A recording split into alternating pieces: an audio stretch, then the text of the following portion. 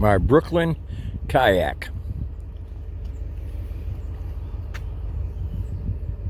Front GoPro, Garmin electronics. Got the dive reel for my anchor trolley, my catch board.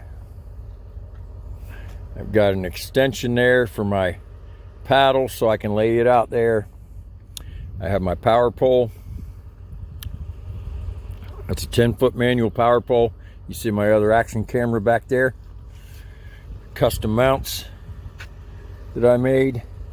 I've got my transducer mounted under the kayak like it's supposed to be. I made a custom mount for that also. Still trying to figure out how to do that, where to put that catch board. But lots of room behind the seat, as you can see. You typically have a cooler there. I didn't bring it this morning.